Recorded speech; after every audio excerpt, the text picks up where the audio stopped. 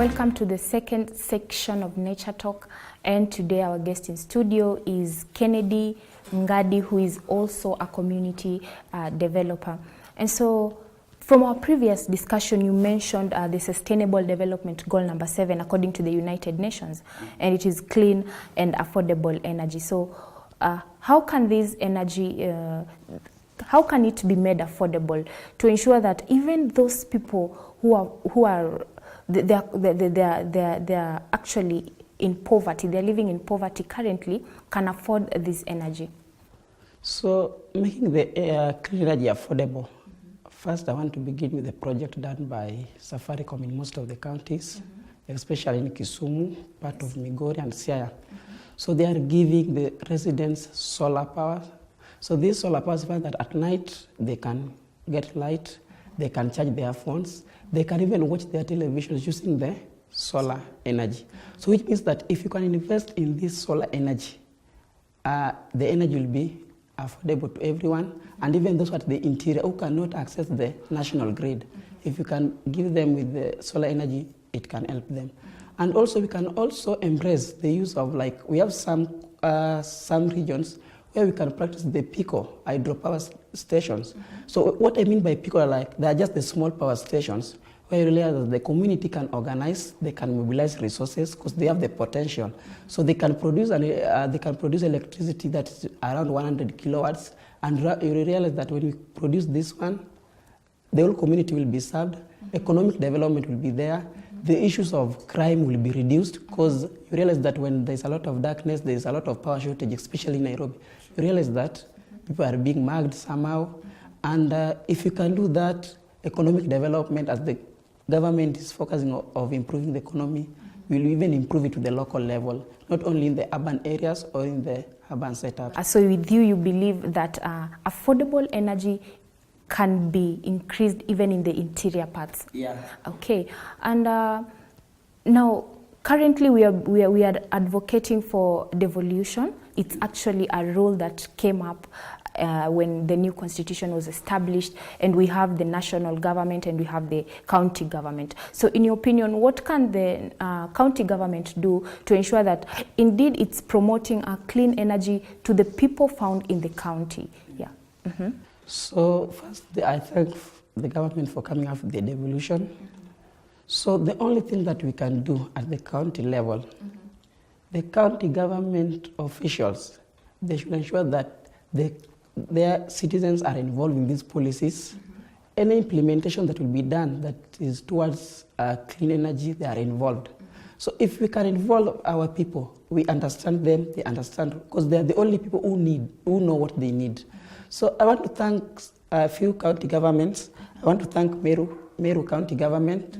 1 month ago, they came with a proposal. They want to produce around 10 megawatt electricity by using Prosopis juliflora. Garissa County are also in the process. Already they have purchased the machines. So very soon we are saying that maybe the county government will start producing the electricity in that county, and people will be very happy with it. Development will be embraced.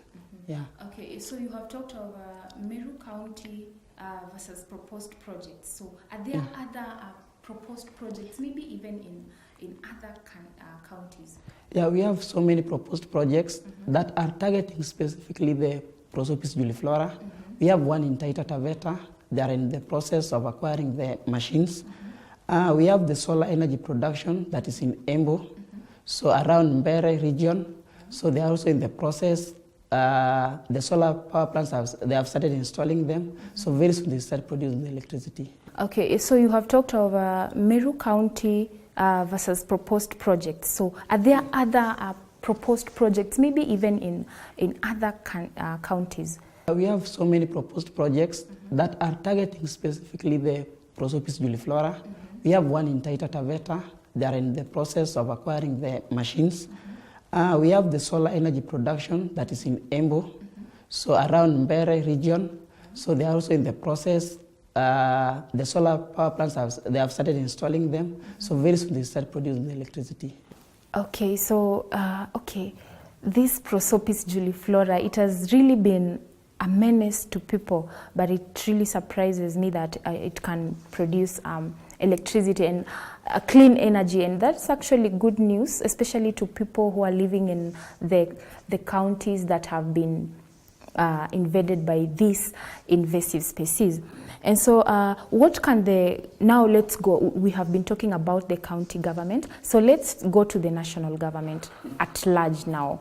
What can it do to ensure that indeed it's producing clean and affordable energy to the people in the country, because they actually have the mandate? Yeah. So the first thing that the national government should do, I think the reason why we don't produce much of clean energy is lack of technical capacity.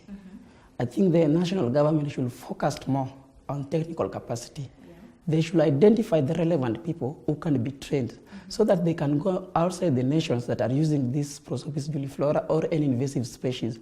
So if they learn from those places, they can come back in our country. Then they give an impact to the nation. Yeah. So you're advocating for training in the technical capacity. Yeah.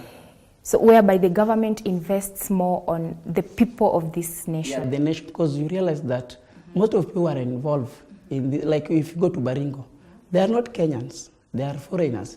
And we are talking about we need to embrace this. Unemployment is a disaster in our country. How can we solve this? The government should invest, because we don't have the technical capacity. But if we can be educated enough, we can have people who can do environmental impact assessment, not just coming with projects that will have negative effects to the environment. If we identify these people, we can achieve whatever we want. The people who we are investing in should have the zeal of coming back to give to the country, especially in the sector of energy, production of clean energy. Yes. Just to add on that, I can say that the government should not just educate people, but come with policies, because we realize that most of our citizens, after they have achieved, maybe it's for that, maybe the person wants to do engineering, he has qualified, the person can even decide not to major in that. So at least appropriate and relevant people should be identified, someone who have Kenya on his or her heart. So appropriate people should be identified. Wow. And I hope one of our viewers, maybe anyone who is watching Champions TV right now, I hope you're having the zeal to promote the production of clean energy. And thank you so much for staying tuned to Champions TV. And I really urge you to ensure that you are in the front line of promoting the production of clean energy. This is Nature Talk, and actually I'm glad, and you can also send your comments by texting the number that is the number that has been displayed on our screen. Just keep your comments coming, and we will be sure to get back to you. Until next time, may you have a good evening. Thank you so much.